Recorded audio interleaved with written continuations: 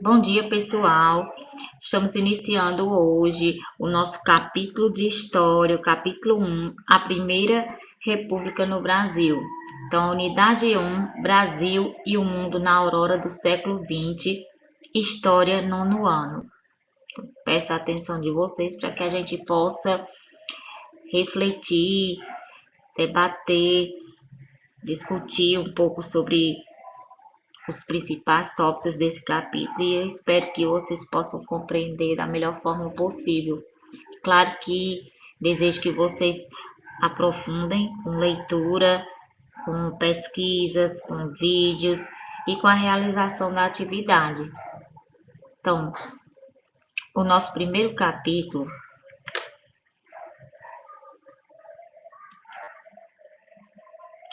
é a Primeira República no Brasil. Capítulo 1, a Primeira República no Brasil. Sabemos que o Brasil tornou-se uma república em 15 de novembro de 1889 e que república é a forma de governo vigente no nosso país, no Brasil, desde esse período, desde 15 de novembro de 1889. Mas aí vocês devem se perguntar, o que é república? Qual o significado de república?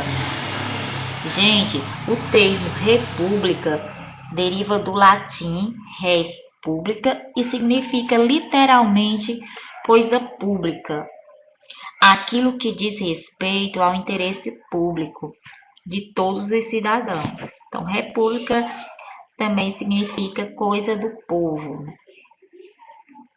E também é uma forma de governo no qual o povo é soberano, é governando o Estado por meio de representantes investidos nas suas funções em poderes distintos. A Primeira República, gente, no Brasil, ela se estendeu de 1889 a 1930. Ela também é conhecida como República Velha. E esse período ficou marcado pela força das oligarquias. Iniciada em 1889 com a proclamação da República e finalizando com a Revolução de 1930.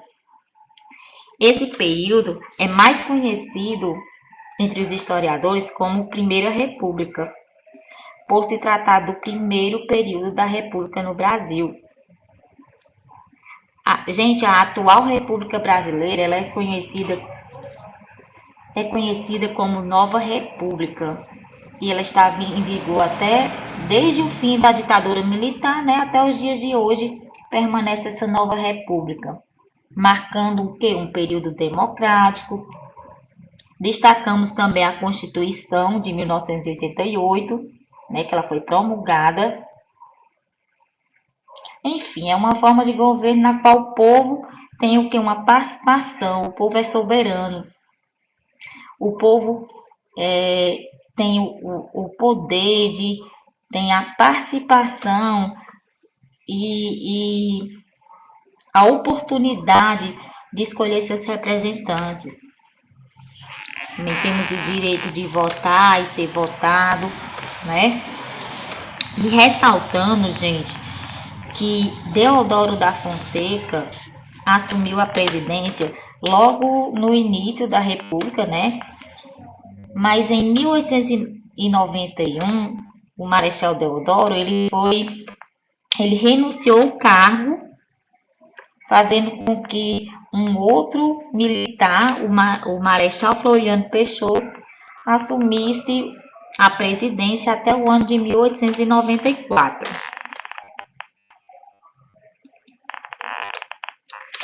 Então eu destaquei alguns tópicos sobre esse período da proclamação da República, né? Essas partes que eu selecionei, gente, são das páginas 13 até a página 18. É o conteúdo que nós estamos estudando na aula de hoje. Então, na página 14, vai falar sobre a proclamação da República. E eu tracei alguns pontos importantes, né, como a proclamação da República, a Constituição de 1891, a crise do encilhamento, a renúncia de Deodoro e o governo de Floriano, né, que foram os dois presidentes militares do início da República, a Revolução Federalista e a Revolta da Armada. Então, continuando aqui, vamos falar sobre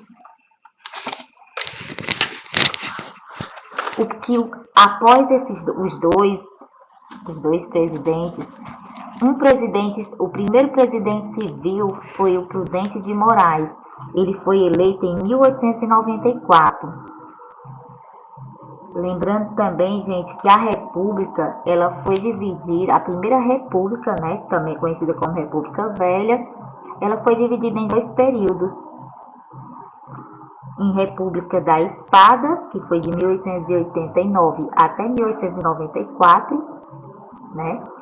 E a República Oligárquica, de 1895 até 1930. E destacando também essa República Oligárquica com a representação das oligarquias rurais, né? De São Paulo e Minas Gerais, que vocês vão ver mais adiante. Gente, falando sobre a Constituição de 1891, durante o período da Primeira República, foi promulgada essa Constituição e nela foi estabelecido um regime presidencialista. Foi estabelecido também o voto aos maiores de 21 anos, foi estabelecida a liberdade de culto, a obrigatoriedade do casamento civil, uma república federativa com uma maior autonomia dos estados, a separação dos poderes em executivo, legislativo e judiciário, aí na página 15, vocês podem verificar, como também ressaltando que as mulheres elas eram impedidas de votar, né? Ou também a separação entre o Estado e a Igreja, como já falei, além de outras medidas. Enfim, essa Constituição de 1891, que eu coloquei aqui no tópico, ela teve o quê? Ela foi a primeira Constituição republicana, continha características liberais, afirmando o direito, por exemplo, à igualdade, à liberdade, à segurança e à propriedade privada. Gente, essa crise do encilhamento, logo após o tópico da Constituição de 1891, nós temos a crise do encilhamento, página 15. Então, o que nós podemos, depois, o que a gente pode marcar de importante? O que a gente pode verificar? Que o Brasil passou por um período de uma intensa especulação financeira, que recebeu o nome de encilhamento, né? O nome da crise deriva da palavra cilha, cinta que prende a sela à barriga dos cavalos antes da entrada na pista da corrida. Gente, as empresas, o que estava acontecendo no Brasil? As empresas não cresciam na mesma proporção do preço de suas ações, e muitas já tinham até encerrado as suas atividades, já tinham fechado. E foi aí onde a crise estourou. E o valor da moeda, o que aconteceu? Despencou, causando uma inflação. A inflação cresceu. E as consequências? As empresas faliram, chegaram à falência, aumentou o desemprego, né? E etc. Então, um momento de crise, onde houve essa grande especulação financeira, vocês podem verificar aí na página 15, que foi uma operação comercial sobre o mercado de capitais ou câmbio, com o objetivo de obter lucro em um período curto. Gente, vamos para a página 16. Renúncia de Deodoro e o governo de Floriano Peixoto, né? Que foram os militares aqui da República da Espada. para, né, o primeiro período da República Velha ou Primeira República.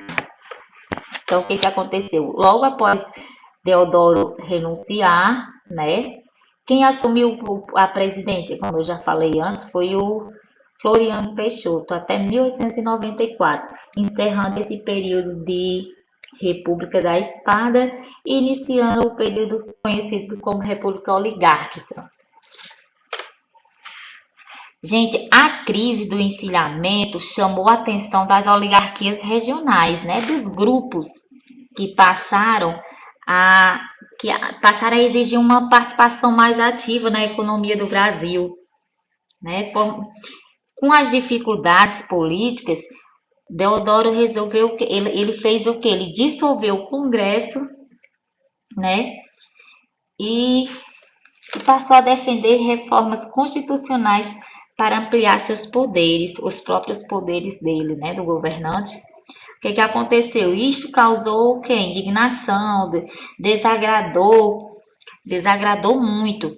Então, Deodoro passou a sofrer pressões, fazendo com que o mesmo renunciasse à presidência, né, em novembro de 1891.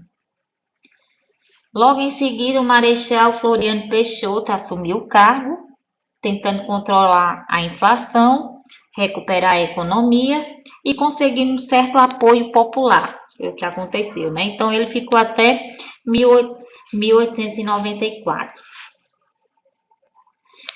O outro tópico que agora nós podemos falar, Revolução Federalista e Revolta da Armada. Vamos ver o que foram esses movimentos? Foram duas rebeliões enfrentadas por Floriano Peixoto, que foi o presidente que assumiu, né, após a denúncia do Deodoro. Foram duas revoluções enfrentadas por ele, né? Houve uma repressão violenta, onde o governo mostrou-se intolerável às mobilizações oposicionistas. E em 24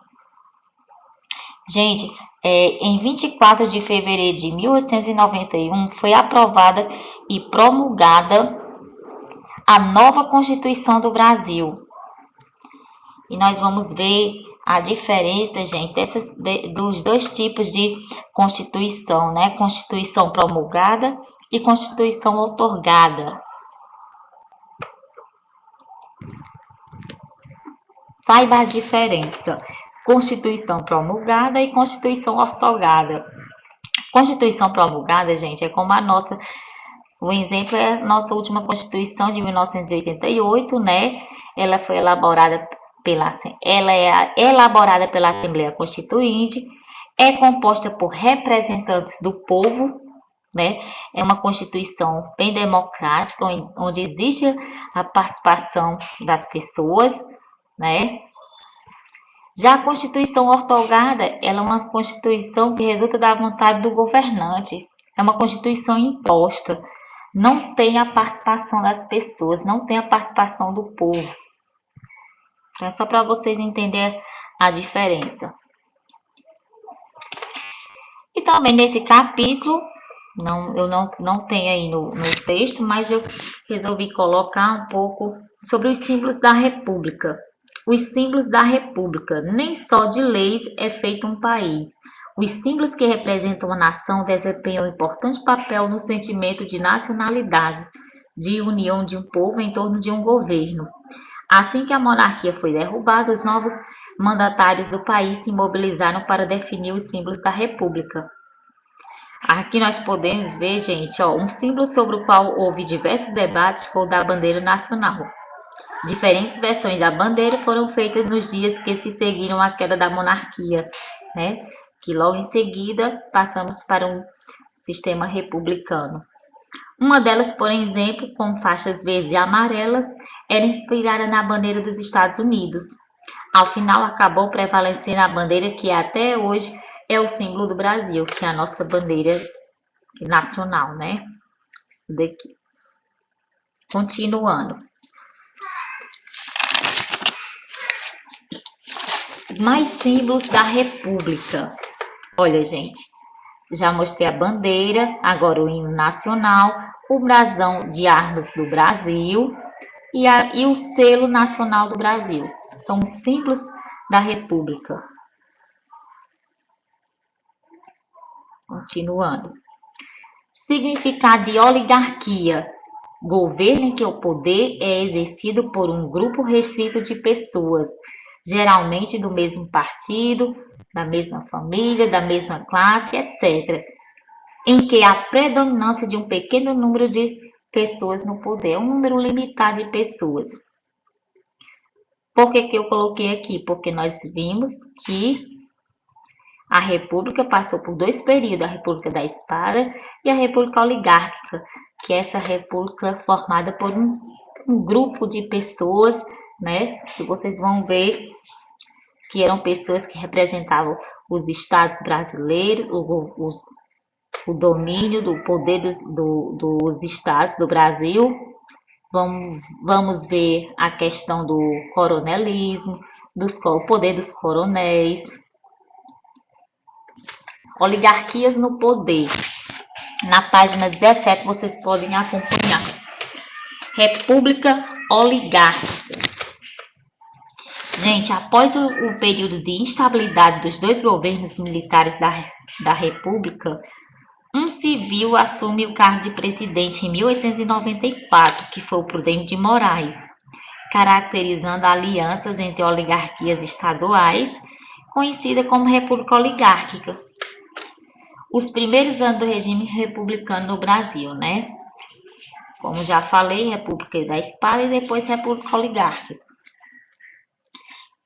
Vamos falar sobre a política dos governadores, que foi também uma característica desse período, né? Uma característica de controle, de modelo político.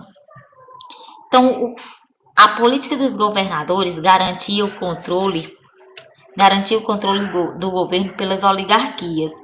Foi planejada por Campos Salles, que foi o segundo civil na presidência da República, e ela funcionava como sistema de alianças entre o governo federal e os governos estaduais, que eram controlados pelas oligarquias locais, né, pelos pequenos grupos locais. Vamos ver a Comissão Verificadora de Poderes. Qual era a função dessa comissão? Ela excluía da lista de eleitos os políticos da oposição que venciam as eleições. Então, os políticos que eram da oposição, eles não conseguiam vencer as eleições. Ou seja, eram eleições diretas, geralmente abertas e fraudulentas. E a política do café com leite? Suposta aliança entre os estados de São Paulo e Minas Gerais. Gente, lembrando que, destacando que São Paulo era o maior produtor de café e Minas Gerais era o grande produtor de leite e o segundo de café. Vamos ver aí sobre o coronelismo na página 18. Coronelismo e currais eleitorais. Gente, o que é importante destacar? Que os coronéis estavam no topo da hierarquia política local. Eles mediavam os conflitos, eles ofereciam proteção, perseguiam a oposição, né, os opositores, e negociavam apoio a governantes estaduais e nacionais. O que acontecia nas eleições? Eles tinham um certo domínio, um certo poder, né? Controlavam as pessoas, né, através do voto, muitas vezes por meio da violência ou da troca de favores, né? E assim eles conseguiam os votos do eleitorado, né? A lei também não exigia, a lei exigia o voto, a lei exigia o sigilo do voto e por isso era mais fácil coagir o eleitorado. Esse tipo de voto que acontecia nesse período ficou conhecido como voto de cabresto, que era esse voto controlado pelos coronéis, que faz referência ao cabresto, que é aquela peça de couro colocada na cabeça de animais para controlá-los. Então é um destaque desse período, desse coronelismo, onde esses senhores tinham todo o domínio local dos seus eleitores, muitas vezes com troca de favores, com violência. Eles conseguiam manter o quê? Os seus representantes, os seus políticos no poder local e assim por diante. Gente, no entanto, não se deve imaginar que as camadas populares tivessem uma atitude totalmente passiva diante da política no período. Alguns historiadores afirmam que o povo se mobilizou para exercer o direito ao voto e conquistar melhores condições de vida. O que as pessoas faziam? Elas falsificavam os documentos para cumprir as exigências eleitorais relacionadas à residência, profissão e idade, bem como encaminhavam petições aos órgãos públicos pela garantia de seus direitos. Então é isso, gente. Hoje ficamos na página 18. Espero que vocês possam ter compreendido os pontos principais, que se aprofundem com uma leitura complementar, né? E qualquer dúvida, estamos aqui, né? O professor estará disponível para que possa ser retirada essa dúvida e que vocês possam aprender e entender todo esse período. Obrigada pela atenção.